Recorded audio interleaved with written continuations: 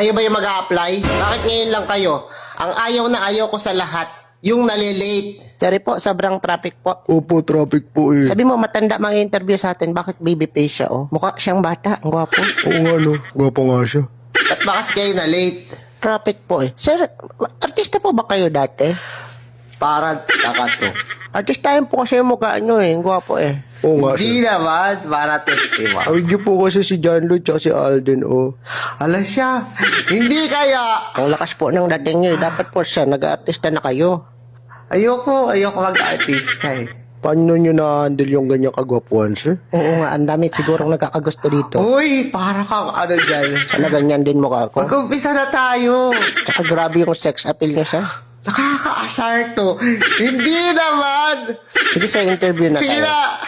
Wag na tayo mag-interview. Ano na, tanggap na kayo. Sige na. Tanggap Na kayo talaga, dyan sir? na. Para kayong mga timang. Buha Akin po yung na resume mabait nyo. pa. Iyan ko na lang basa.